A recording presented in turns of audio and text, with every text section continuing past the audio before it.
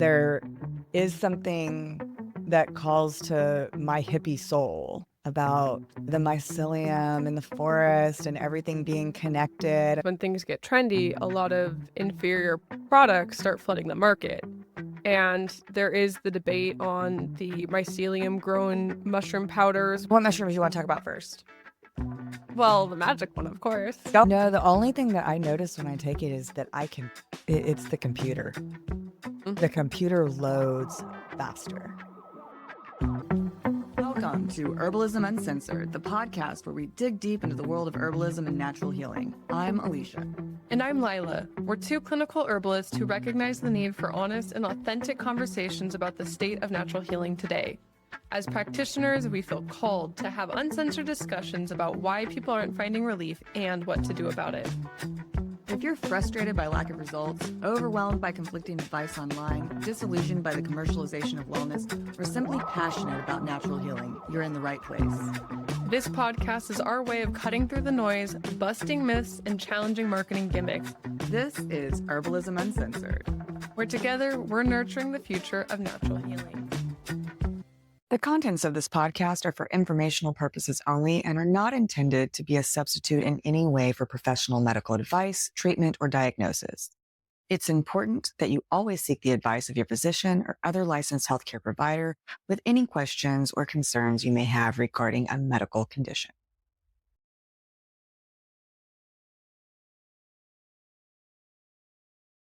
Welcome to this week's episode of Herbalism Uncensored, where we're going to dig into some mushroom stuff. This was her request topic. We got an email asking that we talk about mushrooms and coffee substitutes. And as we started looking into things, we realized those were really two separate episodes. So it's been fun digging into something that I really don't use a whole lot of. Do you use a lot of mushrooms in your clinical practice, Lila? I don't. And I can tell you why. So as we're going to, I'm sure, uncover throughout the episode, this fascinating world of functional mushrooms, I think they're overhyped in a lot of ways, underutilized in a lot of ways. I think it's hard to get reliable products. And I think overall they're just really slow acting tonics for the body. And usually when I'm working with people, we have like more critical things going on. So we don't even get to the point where we get to use the like slow, gentle acting, immune building mushrooms. So for all of the reasons, sourcing issues, and then just like what I'm actually looking for in a protocol, I don't use a lot of them. I've used some personally. I've used psychedelic mushrooms probably more than any of the other functional mushrooms. But yeah, I have mixed feelings on them. Yeah, we'll get to dig into that. I thought it was really fun to kind of like dig into the mushrooms because as a general rule, I'm really an Ayurvedic practitioner, but I've been trained in traditional Chinese medicine. And in Ayurveda, and I couldn't find it. I found it one time. It was in the Shiraka Samhita somewhere. It talked about using mushrooms to help to pacify vata, which vata is ether and air and ungrounded. So it makes sense that sweet, heavy, earthy mushroom would help ground vata. But as a general rule, they are not recommended in Ayurveda because they grow on dead things. And Ayurveda is born out of Vedic philosophy where we don't want to touch dead things. We don't want to eat things that have touched dead things and they grow on dead wood. But they're used quite a bit in Chinese medicine. And you and I had some conversation before we got started. You're like, they're all the same. And I was like, I think they're a little bit different, but they are. They're really all the same. They have a lot of the same constituents, just at different concentrations. We eat a lot of mushrooms in my home. Like mushrooms are good for you. We eat a lot of plants and we try to eat a varied amount. So shiitake mushrooms are really like a staple around here. But, I feel the same way. It's kind of like food as medicine. And you have to I know I have used lion's mane.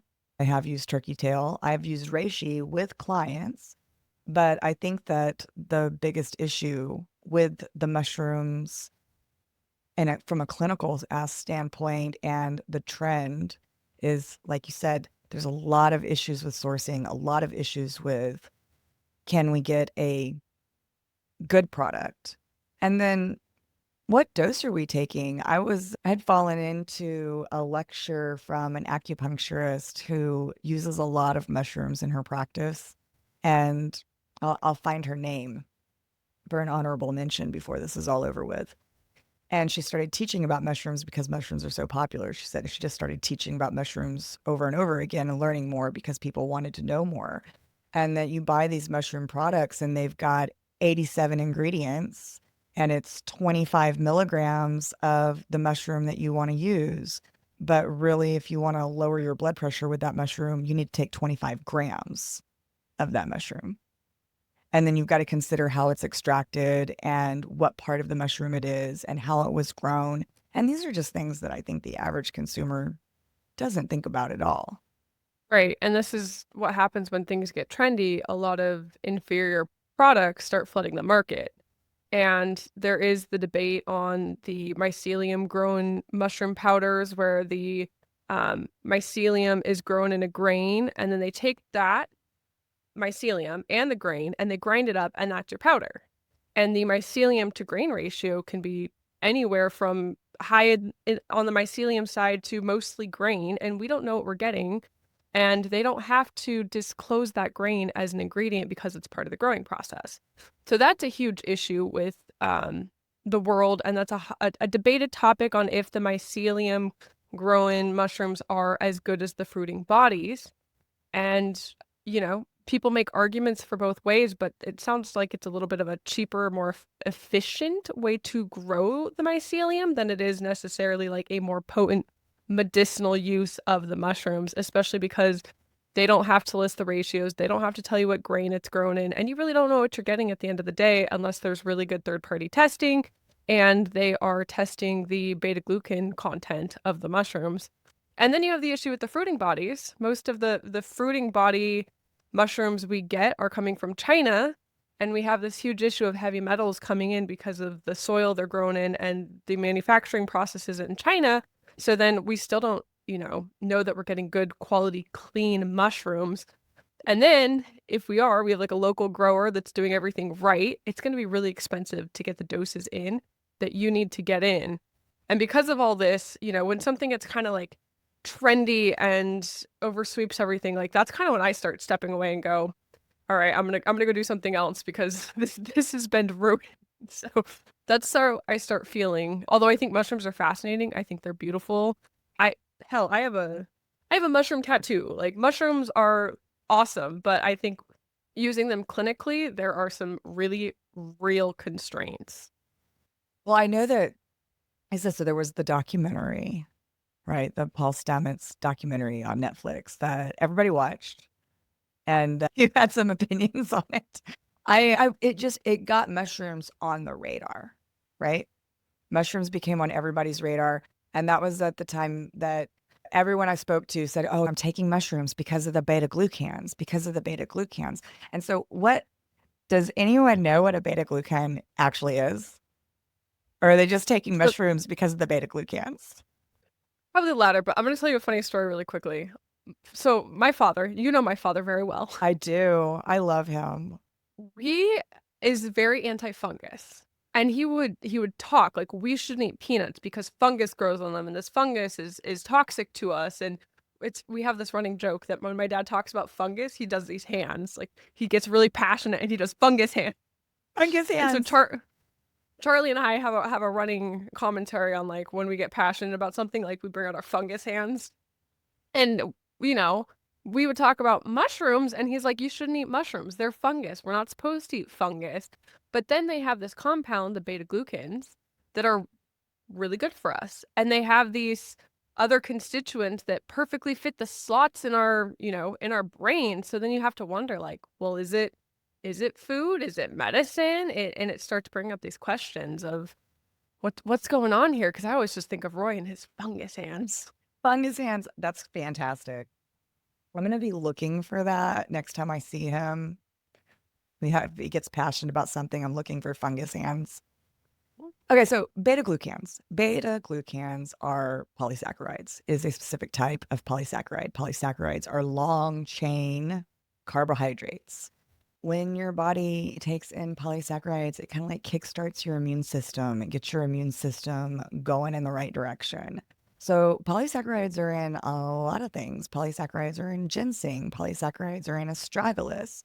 They're in they're in mushrooms. But it's not the only way to get polysaccharides in and get your immune system going. It's just one of the many ways. And that's what I thought was cool about the mushroom craze. And there is something that calls to my hippie soul about the mycelium and the forest and everything being connected. And I do love that in my garden when I like lift up a rock and I can see all the little white stringy fungus and I know that everything's connected, everything's communicating, and that's great. And the more I can get that into my body, then the better. But that's the same could be said for any plants.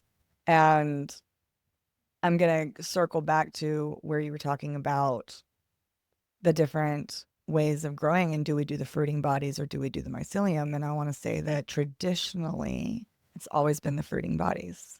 Using the mycelium is a brand new thing. And I was actually looking at something because we're going to talk about some specific mushrooms. And one of the things that I was looking at was like, for example, lion's mane. So lion's mane has a lower concentration of beta glucans than most other mushrooms. Whereas, for example, reishi is about 54% beta glucans and turkey tail can be up to 60% beta glucans, which that's really cool. You're looking at maybe only like 10% in lion's mane, but what lion's mane does have are the diterpenes, which are this is why it's so good for nerve support and repair. For we're thinking about cognition, we're thinking about memory function and things like that. So there was some testing that was done where, because there's two different diterpenes, one of them is only found in the fruiting bodies. The other one is only found in the mycelium. They Well, both that's promote positive nerve and brain health. But of the two, one of them, the one that's found in the mycelium, has greater benefits for slowing the aging process of the mind and preserving memory, while the other one has different support for is more about is I'm trying to give me a break. Where the other one that's found in the fruiting bodies is better for nerve support. That's very interesting. And there are some products on the shelf. I think Paul Stamets' company is one of them that does use both the mycelium and the fruiting bodies. So maybe there's something to that. That's very interesting. I have some more thoughts on lion's mane, but we'll touch on them when we get into individual mushrooms. One other thing that I will say, and I've got notes on it. I have too many notes. There was another study that I looked at where they noticed that there's more beta glucans in the fruiting body than there is in the mycelium. It was a different mushroom. But once they did the extraction process, they were able to extract a greater percentage from the mycelium than they did from the fruiting body. So, what's the answer here? In my opinion, the answer is just get it in and get it in if you can. But again, I think we're talking more about food as medicine. But go ahead. Well, I'm gonna bring that together kind of with some circular logic here. It's just such a like those studies are great and they show us what's possible, but what's actually happening in the manufacturing processes is people could be undergrowing the mycelium and it can be mostly grain. And I think that's where my big concern comes in is just like how much grain is being put in this product versus how much mycelium. And it's really hard to tell unless there's really good testing. And so it's kind of a bit of a mystery. But I liked what you said earlier about traditional use. And I think you and I, both as practitioners, when in doubt, how did we use it traditionally? And so just to go back and touch on, because, you know, we're both Ayurvedic practitioners with some Chinese medicine training, it is really interesting that Ayurveda doesn't use mushrooms medicinally. They have some mixed opinions even on using them as food, right? Because they are so heavy and dulling and tamasic, and they have this energy that is almost not conducive to spiritual growth. So it's funny because I think of Ayurveda as like the mother system. Like everything that we use in medicine now has in some way, shape, or form stemmed from Ayurveda. And if you hear people, you watch the Paul Stamets documentary talk, we think medicinal mushrooms have been used, or I'll say psychedelic mushrooms or mushrooms in the spiritual sense have been used since the dawn of time. They think that's, how we continue to evolve with mushrooms. And so as traditional Chinese medicine picked them up and they use them, pretty, I'll say heavily in formulas and to tonify the qi and the shen. Like they're definitely used. I just can't get over like how did Ayurveda skip mushrooms? Like if it's in this back end of history and we use them in Chinese medicine, which 100% stemmed from Ayurveda, well, why didn't Ayurveda pick them up? And then all that to tie back into Chinese medicine using traditionally is using the fruiting bodies. So that's where I would put my money, just because it's what we know. They've been doing it for thousands of years. Mhm. Yes, absolutely. And as far as why did Ayurveda not pick it up, I've got so there's so much conjecture I could have there that I'm not even going to go there at this point. But yeah, definitely the fruiting bodies I think are the safer way to go. Or they're I don't know if it's not safe to go with the mycelium. That's not even the right phrasing. I would go with the fruiting bodies because it is the traditional way to go. That's what we've used traditionally. Also, I don't personally like the idea of the if you think about nature, if you think about going out into nature and the mycelium being there, like you want the mycelium to stay there so that it can create more fruiting bodies. It's almost feels like ripping the guts out of Mother Earth. And I know that's real hippy dippy of me, but that's just like me speaking from the heart. As far and yeah, that I don't eat corn. So I don't, and there's absolutely no way to tell if you've got mycelium or corn or oat and and you're paying, reishi prices for moldy oats or oats that have been half eaten by a fungus. There's another way that they do make the mycelium and they ferment it in these fermenting tanks, but they get much lower concentrations of beta glucans when they grow it in a liquid. Interesting. Yeah. Well, and I'll bring up one more point here because I believe that most mushrooms now, even in China or that we're getting here in America, are cultivated. And they're grown in like very sterile lab-like environments, right? We're getting bags of grain and we're inoculating them with the spores and we're letting them grow from there. And I believe nutrients is brought in for the mushrooms, but I have to wonder if that affects their medicinal potency. And I always think of mushrooms as being the hippie side, right? They're so earthy and nature. And as we continue on this mushroom path and they gain more popularity, it's like we're taking them out of nature and we're putting them in these sterile environments. And like it's gotta impact the way that they work in our bodies. You got me thinking back to my psychedelic mushroom days. And growing up, you'd go and you'd jump the train and go to China, Texas, and go out into a cow field and pick your mushrooms for your weekend extravaganza and hope that you don't get shot by the farmer or stampeded by a herd of cows. And later in life, when people started cultivating psilocybin mushrooms in their closet, they weren't the same. That's I had never thought of it like that. But yeah, the ones that, and I don't know if it was just the energy and the risk factor that went into everything that we went to get those mushrooms. But yeah, the ones that are cultivated, that's the only hard data that I have on mushrooms grown in the wild versus mushrooms cultivated indoors. Yeah, those were not the same. I think that's pretty good data. And I will touch on this a little bit more as we get into mushrooms, because one of the mushrooms I'm going to speak on is psilocybin, which isn't a single mushroom, but we'll get into that.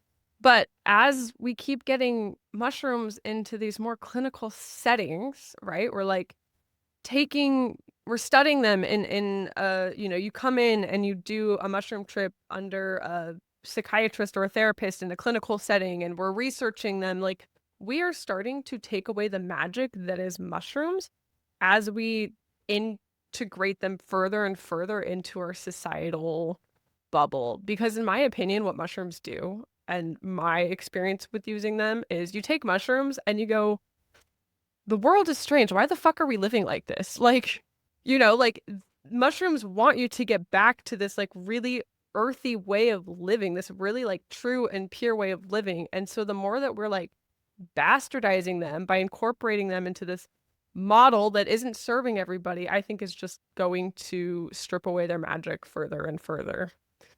I never thought of it like that. Because I personally am like really excited about the work that the work that they've been doing with the psilocybin mushrooms. And I haven't, it's been years since I've looked at the studies on it because I think that there's so much value there. And but it's true because I like the idea of the way that they do it with where you build a relationship with like a handler and they go on their trip with the handler there as a guide and to approach it with curiosity. And I think that's wonderful, but it's almost, I hadn't thought of it like that. It's almost like we're taking something like a spirit journey or a rite of passage and turning it into something clinical. Yeah, and you bring up a great point. Like the research and bringing it more to the forefront is making it more accessible to people who wouldn't, I don't think, normally have tried or gone into psychedelics, which is cool, but I think it comes at a very important cost that's worth considering. And I live right by Portland, and I know that It's a strange place. I know, but it's legal. You can get certified to have facilities and be like a trip guide.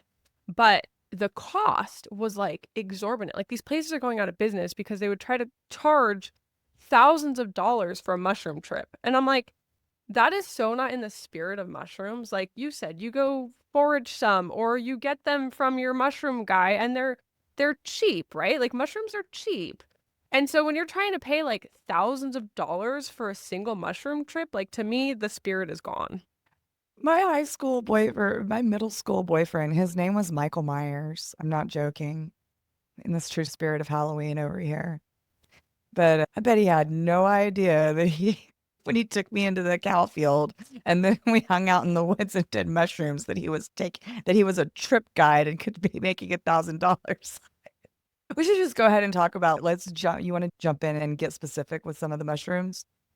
Yeah, let's do it. And Start with but before we do, I just have to put it on the radar just because I have to. Mushrooms are not adaptogens. no, They they're act not. very similar to adaptogens, but they do not fall under the very strict definition of what a true adaptogen is.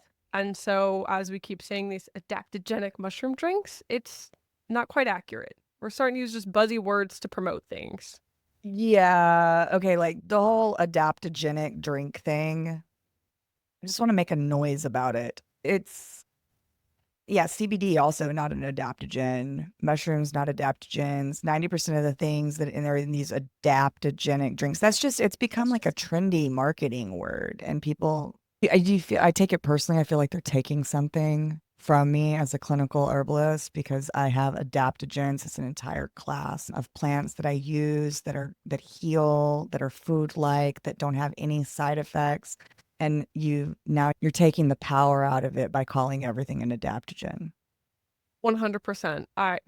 Full disclosure here. I love like I want to gatekeep these things because they're pure and they're sacred and they have meaning and they have power when used correctly, but when we don't use them correctly and we start turning them into this marketing gimmick, that's what it is. We're bastardizing this beautiful class of herbal medicine that we have that can change lives, but when used correctly in the right hands with the right attitude and intention and skill. So I feel the same way. And I will say on that note that mushrooms have chitins in them, which are difficult to digest and can cause minor side effects, stomach upset, rashes, things like that, which that in itself would make it not an adaptogen. Yes. Yeah. Yes. And they don't work on the HPA axis, which is part of how adaptogens work. So while they do very similar things in a lot of ways, they don't quite fit the very strict specific definition of this is what an adaptogen is. So what mushrooms you want to talk about first? Well, the magic one, of course. Go ahead. Do it. We both have some with that one. I will say magic mushrooms are why I'm sitting here today talking about mushrooms. They were definitely a big tipping point for me and my life and my journey. And when we say magic mushrooms, these are mushrooms containing psilocybin, which is the active compound in mushrooms that make them hallucinogenic. So there's many different types of mushrooms that have psilocybin, golden teachers and penis envy, and like the list of all the this is the only two I can think of right now. But it's not one specific mushrooms like we'll get into. It's more of a class of mushrooms, we'll say. But I think psilocybin is amazing for a couple different things. One, sometimes people have diseases or symptoms that are chronic, and the underlying cause is more than physiological. And it could be rooted somewhere in trauma or somewhere in their past or somewhere in their inability to actually make change. And I think mushrooms can be really, really helpful in that space, in this more esoteric, helping people move forward and get on a higher path in their life. And I think that's what magic mushrooms do best.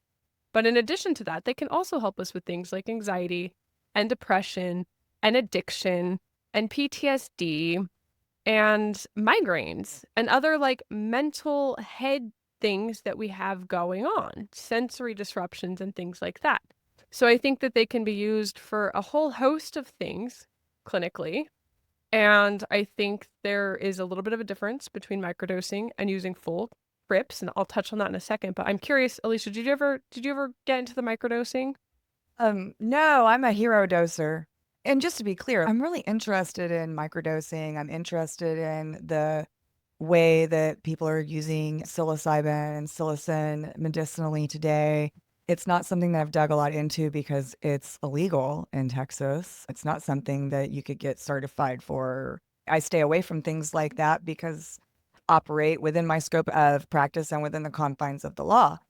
And I operate in the state of Texas. But looking back, I have like a lot of experience with mushrooms, but it's over 15 years old. I haven't touched anything like this in over 15 years. When I wasn't thinking of this as I didn't go into taking mushrooms thinking of it as a spiritual thing or as a self-help or personal growth tool. But I mean, I was getting high. And I think I've talked a little bit on the podcast about my history. I did a lot of mushrooms. I want to think it was like 2011, 2013. I went on a lot of trips and it wasn't my first time, but I just did a lot of trips. And looking back, thinking about it, because that was just right before I got sober. And during that time, even though I was drinking heavily and making all kinds of bad decisions in my life, I made some of the best decisions of my life while on mushrooms. I got out of a really toxic relationship. I put down a really addictive medication, just decided that I don't like being addicted to this medication anymore and I don't want to take it anymore and I'm going to stop. There were, just looking back, I can think that it definitely helped me to open up my mind in different ways, even though that wasn't the intention going in. That's really cool to hear. I remember, to bring up my dad again. Hey, Dad. I remember him talking about, using mushrooms in high school and, using them as a party drug. But he's like, my life was never the same after. Like my perception of the world just changed after, for better or for worse. And it's interesting because I have a theory, and this is my own personal theory, that mushrooms they can be used for like good or bad, right? Like if we are using them as a party drug in certain settings, like I do think that they can dull us and keep us even more stuck in the illusions that we all live in. or I think they can set us free. And I think it's kind of whatever direction we're set to that Mhm. they're gonna act in, right? Because they magnify what's going on in us, and they really work in a very interesting, almost idiosyncratic way where like every journey is unique to us and what we have going on.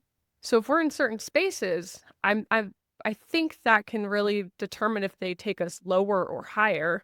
But I think that's really cool to hear that they kind of sounds like primed some really big things for you in your life, and maybe like looking back in hindsight were something that did open you up to the path that you are now here and on.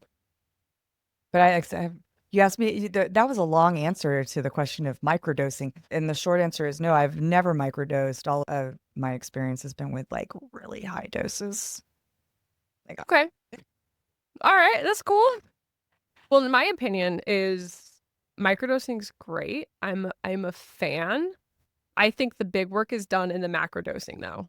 I think you need the big trips to learn the big lessons, and the microdosing can help integrate or help with maybe smaller improvements, but I think to get like the real power of mushrooms, like you got to trip. and that's what I hear. All of the studies that I've looked at are that have amazing results are not on microdosing. They're macrodosing.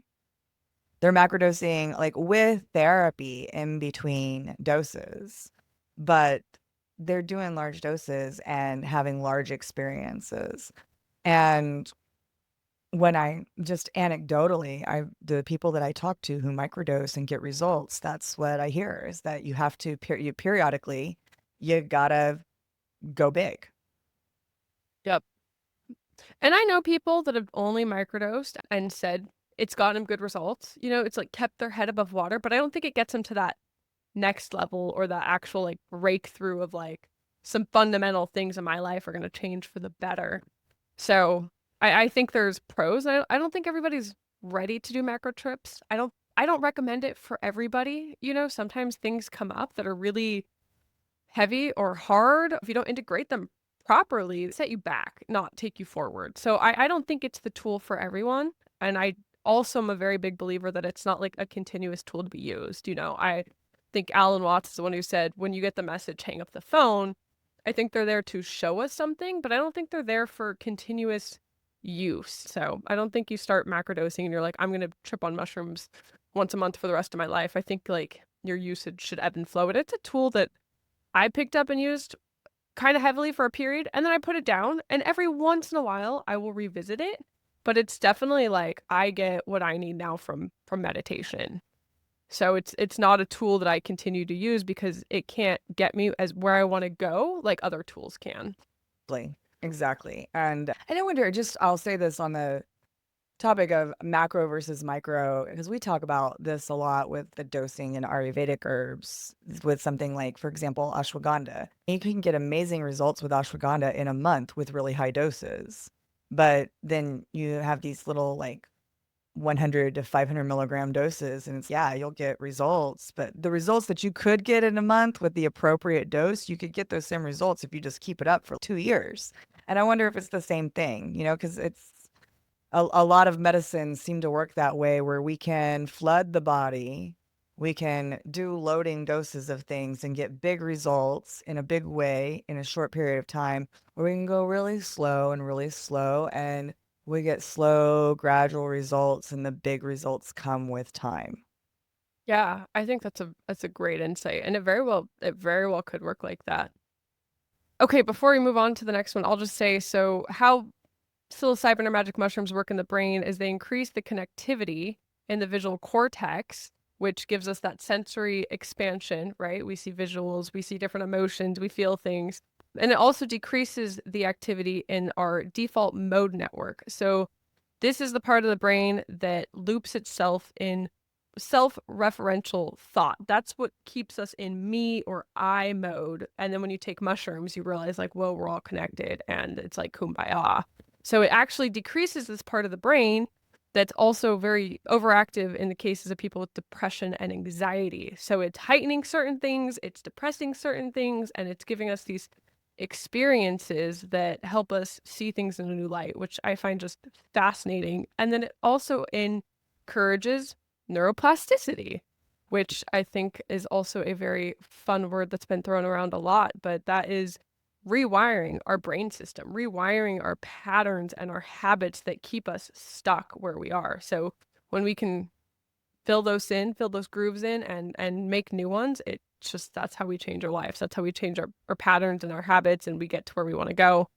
The other thing I think that is really cool about mushrooms, even though they are, a Schedule 1 drug, according to our lovely federal government, there's a really low potential for abuse or side effects other than like maybe you have a bad trip that you can't handle, but they're not like drugs that are dangerous, right? Like you're not going to take mushrooms and die of an overdose like you would with other, I'm going to put drugs in quotes out there because I don't consider them a drug. I consider them medicinal, but they can do really cool things like support addiction recovery or behavioral change in a way that other things can't. So I think they're fascinating. I am a fan of them. I have clients taking them for migraines, which is really cool. Yeah, man, increase the neuroplasticity, build new neural pathways. I'm sorry, I reel a little bit every time you say you don't believe in drugs because I've just never seen anybody use meth medicinally or crack. But and you can edit that out. But I'm just like, I've got to explain why I'm like, I have to take a moment, compose What did I say? myself. Did I say I don't believe in drugs? Yeah, you don't believe that you'll. I forget exactly how you said it, but you'll allude to that sometimes. Oh, I meant I don't believe mushrooms are a drug. I believe those are drugs I don't touch. Yeah, those are Drugs, drugs. Drugs are those are bad. drugs. Drugs are Yeah, bad. Okay. mushrooms and LSD, they're okay. That's how I categorize. Like, I think federally, like everything's kind of thrown into the same bucket, but like mushrooms are of the earth or something very natural. Like I put them on par with my bacopa and my calamus, not my meth and my heroin. Okay. Thanks for the clip. Just want to make sure drugs are real, kids. Yeah, increasing neuroplasticity, and that's what. And I'll just jump off of that and go on to one of my favorite mushrooms or lion's mane. And I think, and lion's mane also increases neuroplasticity. And we talked a little bit about the differences between the fruiting bodies and the mycelium. It's lower in beta glucans than a lot of other mushrooms. Lion's mane is great for nerve support and repair. It's good for neuropathies, pinched nerve, nerve injury. It's mood regulating, memory and cognitive function. It can counteract gastritis, be antibiotic, anti-carcinogenic, anti-inflammatory, antioxidant, blood sugar regulating, and blood pressure lowering. You can buy it at the grocery store. It's like incredibly expensive. I've done it a couple of times. It has like a fishy taste, like this really cool umami like flavor, almost like you added something that I used to cook with. It's like dulse flakes. It adds the same flavor to your food that dulce will add to your food. So it's fun to cook with, fun to eat. I have used this clinically, not with people, but on myself and my dogs. So people do not come to me with their Alzheimer's. I really wish they would because I think that there's so much that we can do for that and we can really help with cognition. But just my anecdotal evidence for lion's mane, and I buy a lion's mane from Pure Bulk that I'm curious to find out. I'm going to call them and find out if they take it from the fruiting bodies or the mycelium because it's an extract. And I had a dog with doggy dementia. I thought that I thought he was going deaf. We really thought that he was going deaf. And it became really obvious through observation that he was just having good days and bad days. And he would have these days where he would just stare off into space. And so I did a little clinical trial, did a therapeutic trial, and started putting lion's mane on his food. And he did a tablespoon a day. And after about a week, he started to act more like himself. He was more alert. He was coming when I called him. He, looked at me when I snapped my fingers or clapped my hands, which he had not been doing previously. But I think that it does have it was acute results that weren't need to be accumulative over time. And what I mean by that is he took it for a month, great. Stopped taking it. 2 weeks later, he was back to just staring off into space, not really there. And so we would go back on it a week later. He'd be alert like a young pup again. And I started taking lion's mane myself a couple of years ago. And I take high doses. The extract that I use is standardized to about 30% polysaccharides. So I have no idea how many diterpenes are in it. And now I know that it's that diterpenes that do this thing. And my brain works better than it used to. I'm computing faster. My memory is better. I kind of feel like I did back in high school. And I've been in school in one way or another for studying something for the last 12 years, and everything became easier to study and easier to retain, and connections were drawn faster once I started taking the lion's mane. If I stick with it. Now, if I stop taking it, I don't take it every day anymore, but if I stop taking it for a month, I start to feel like I'm not computing quite as quickly. So I'm interested to find out more about how exactly this works. But I think that's really the standout for lion's mane because, like we said, all these things have different, the beta glucans are in all the mushrooms. Some have diterpenes, some have triterpenes. The extraction matters. If you want the polysaccharides, it needs to be a water extraction. If you want the terpenes, then it needs to be an alcohol extraction. And I know that this is an alcohol extraction. It's an organic compound extraction. I am certain about that. And so they have a lot of this similar constituents, but this one really stands out, I think, with the cognition and the brain stuff. I want to touch on two things. One, you mentioned the your reishi had a umami flavor, right? It was very earthy. Was that That your lion's mane? lion's mane. I haven't talked about reishi. Oh, okay. I was like, for some reason, I'm like, okay. Did I So you say mentioned that you're, reishi? I was I the everything that I said was just now was all about lion's mane. So if I said reishi, I apologize. Take it all back. okay, I was talking about okay. lion's mane. Well, so either way, you mentioned that your lion's mane has a very earthy umami flavor. That's how your mushrooms should taste, and that's how you know you're getting good quality mushrooms. If your mushrooms don't taste like anything, if they're dull, if they taste like just a generic grain, then that is a sign that your product is probably low quality and mostly of the grain mycelium, and you're not getting a lot of the actual mushroom that you want to be getting. So that's one way that you can use your senses and figure out if it's potent or not.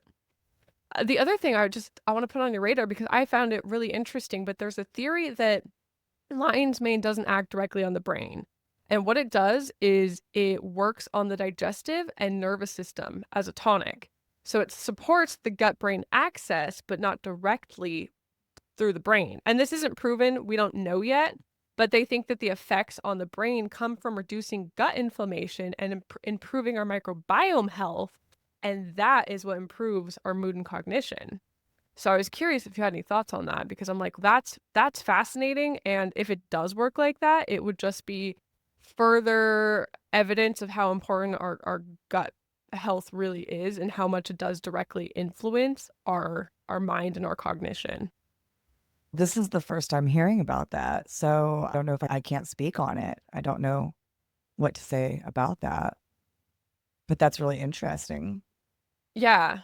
Well, as you take it, do you notice any nervous system effects or like calming or any digestive improvements? That's what I was curious about if you had any like No, the only thing that I notice when I take it is that it's the computer.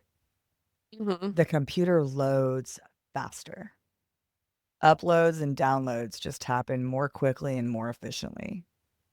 That's cool. I mean, I've taken lion's mane too, and I feel the same thing. I'm like, this is doing something. I just thinking about the mechanism is very interesting. And also, to be clear, I take big doses. I was looking, and for some reason, so I have notes, and I don't know if our listeners know how technologically laid I am. They do now. Is that the way to put it? Because I have notes and they're in a chart, and for some reason I can't get down to the bottom of them. Like I have notes that I can't read because, yeah. I had so much more on lion's mane. It's just gone. I Well, we can come back if we need. We're at 48 minutes, by the way. We have like 5 more mushrooms to cover. I know. Let's see. Okay. So that was what I was missing, is that there have been multiple studies in humans and animals that suggest that it releases nerve growth factor to promote nerve repair and reduces inflammation. So it makes it such a standout for dementia, Alzheimer's, because what we now know is that Alzheimer's and dementia are diseases of inflammation in the brain. And what happens to inflammation? Inflammation kills tissue. And the more I can do to support that tissue, reduce the inflammation, and help to grow tissue in that area, then the longer I can maintain my memory, the longer I can cognate. I don't know. Oh, I find it really exciting because I like to cognate. And my little diggity dog, Brutus, I just really watched him go from a senile old man to his usual self, like that, but with high doses. We're talking, I think it's like 3 to 27 grams a day. Whereas I want to continue to hit that home that when you go to Sprouts and you buy a mushroom supplement and there's 125 milligrams in it, it's not going to do what you want it to do, or it's not going to do what it could possibly do. okay, next mushroom I'm going to talk about is Poria or Fu Ling. And this is a very popular mushroom used in traditional Chinese medicine. And it's an interesting mushroom because it doesn't look like the typical mushroom you picture. It's really dense and woody. It's like a woody mass. So it's look it up. It doesn't look like your typical reishi or turkey tail. It's a little bit its own thing. And I will also just note that when traditional Chinese medicine uses mushrooms, they are typically using them in a formula. And that's true of most herbs and medicines coming from traditional Chinese medicine. They're big on making sure that it's balanced out in a complete formula. So they don't typically just take this one mushroom or just take this one thing, just as an aside. So Poria is actually really interesting. And I will say, going on my whole thing of like they all do the same thing, Poria is actually a diuretic. And I don't think most other mushrooms are. So this one does do something super unique that the other mushrooms aren't doing. So it's sweet, it's bland, it's neutral, it's very gentle and nourishing and good for long-term use. It's not harsh like other diuretics. It's a very gentle, more balancing diuretic, but it does still move fluid. So it works on our heart, lung, spleen, and kidney meridians. And its main job is to drain dampness in the body. That means it's going to support healthy water metabolism and helping the body get rid of excess fluids without depleting it, like other diuretics might do. So some of the core benefits you're going to get from Portia include easing swelling, edema, and puffiness. It'll also support digestion and appetite, especially when it's like we have dampness and everything's waterlogged and there's heaviness and things just aren't moving through. That's when it's really good. It also calms the heart and the spirit. So it's used for things like palpitations, anxiety, insomnia, and forgetfulness. And modern studies also note that it has some sedating effects and some blood sugar lowering effects. So it can do all kinds of things, and it's gentle and good for chronic, or if people just constitutionally tend towards one thing or another, it can be used for long term to specifically strengthen our spleen, clear dampness, and calm our shen or our spirit. So it's pretty cool. A typical dose is somewhere between 9 and 18 grams, but if you're dealing with something super acute, like some major acute edema, then you can crank that dose way up to like 60 grams, which is huge, and you should be working with a clinician. But it's I just wanted to mention that because these doses, I think, are far more than most people expect them to be. I love that. I ran across Poria while I was looking and digging into different mushrooms in preparation for this episode, and they talked about they called it the master of water. And I love that, just the thought of that, because when you think about mushrooms, when you go and if you pick a mushroom or you bring a mushroom home from the grocery store and you can set it out on the counter and go to it hours later, days later, and it's still soft, it's still moist, it's still holding that water. It holds the yin really well. And that's gonna lead me right into the next one, which is reishi. And I think we could probably do like apparently we could do a whole episode on psychedelic mushrooms because I felt like we cut that short. And I feel like we could do a whole episode on reishi.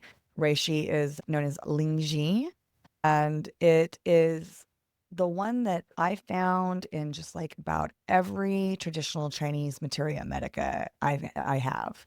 And that's because it was in the very first materia medica that was ever published. The Chinese have been talking about it since I want to say, what was it? It was like 502 to 5036 AD, or 502 to 536 AD. They've been using reishi mushroom. It's it was it was written in by Li Shenjin, which is considered to be the first pharmacopoeia in China. It has tonifying effects, its enhancements of vital energy, strengthening cardiac function, enhancement of memory, anti-aging effects. It's I think that reishi actually could be an adaptogen, could be considered an adaptogen. You're going to say no because it has to work on the HPA axis? Oh, okay. And if we're using the true to the letter definition of what an adaptogen is, then yes. Other than that, it hits the other criteria for an adaptogen. That's the only criteria that reishi's not going to The hit is reishi's not working on going the to hit. HPA axis. And I will say that in my like traditional Chinese medicine Bible, all the mushrooms are found in the chapter herbs that calm the spirit. It calms the shen, it augments the heart chi, it honifies the heart blood. I have used it in clinical practice for people with fatty liver. I have used it in clinical practice to prevent recurrence of cancer. It's again food like we can eat reishi, but again, the doses we're looking at anywhere from 3 to 15 grams as a typical dose, but you can go up to 30 grams with reishi. It is full of triterpenes, so you get some fabulous endocrine benefits with it, but it's also really high in beta glucans. There was a study where they took several different mushrooms and took the fruiting bodies of the mushrooms and looked for the percentage of beta glucans in them. The two highest were reishi and turkey tail, with turkey tail up to 60%. I think it's something that you can't really eat as food. It's really hard. So it requires that you cook it. And when you talk to Chinese practitioners, that's the suggestion for most of these mushrooms. Don't eat them raw, cook them. And the other thing that's really cool about reishi is because it is grown outside and it gets a lot of sunlight, it has more vitamin D than a lot of the other mushrooms do. And the other thing is you can actually take your mushrooms, put them outside in the sunlight, and it increases their vitamin D levels. They have tested that. How wild is that? They have something in them that is similar to what we have in our skin that synthesizes vitamin D. Well, I think that's a great time to just mention that mushrooms and fungi are closely related, more closely related to animals than they are plants. And when we eat mushrooms, they're more closely related to us than they are the wood that they eat themselves, which I think is really weird. Like, does it make us cannibals eating mushrooms and fungi? Like, No, they're weird. it doesn't They're make so us close to cannibals. us, though. They're similar. They do things that we do, man. And I thought that was just like really interesting to me. I was like, wow. So you can take your mushrooms, any mushroom that you buy from the store, and you can slice it and put it outside and let it sit for 30 minutes and it'll increase its vitamin D. You don't want to leave it outside for too long because eventually the sun will start to break down the antioxidants in it. But I'm going to dig more into mushrooms after just the work that we've done to get into this. What's next? What's next, speaking of eating mushrooms, is shiitake. Shiitake mushrooms. This is definitely brushing up against the line of, is it food or is it medicine? Because we can totally eat shiitake mushrooms. they're going to be gentle. We use them in culinary, but we also use them as a medicinal tonic. And shiitake is actually one of the most studied mushrooms in the world, which is very cool. It strengthens our chi, or our vital life force. It supports our immune system, and it improves metabolic health. So when I think of using shiitake, I think of it as a long-term energy builder, strength builder, vitality builder, immune system builder. Somebody recovering from an illness or a surgery is where I bring in shiitake, and using it in like broths. You mentioned that Chinese medicine wants us to cook mushrooms. They typically dry them and they decoct them into a tea. That's how most of the mushrooms are done medicinally, or we use them in broths, right? Which is kind of the same thing as decocting into a tea, except it just turns into a broth instead of a tea. So that's how we typically use shiitake. It's very classically used for weakness, fatigue, anemia, and like I mentioned, post-illness or surgery recovery. It's also very heavy in the vitamin D and B complex, selenium, and amino acids, which all contribute to immune and energy metabolism. And a typical decocted dose, 6 to 9 grams, and that's from American Dragon. But when I use it, I think it's about 30 grams a day of shiitake mushrooms in a broth. I think you go way higher than 9 grams. Yeah. Shiitake is really it's food. It's food. All of this stuff is food. And the note of like broth and tea, and I forget where I read this, but it talked about not only decocting it and drink, you don't want to just decoct it and drink the liquid. You also want to eat the mushrooms that have been decocted in the liquid to get all of the effects.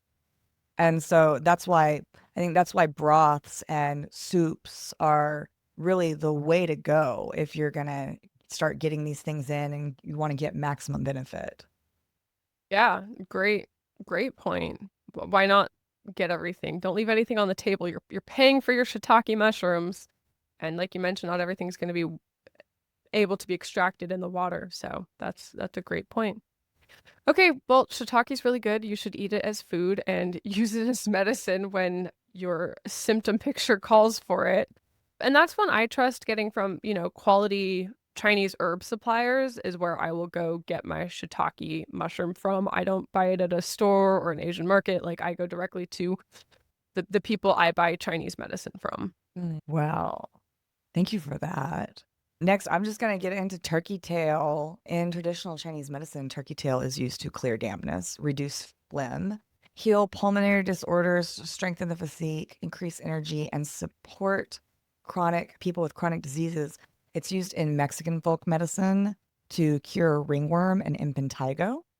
I've mentioned several times that it has a higher concentration of beta glucans than any other mushroom that in testing.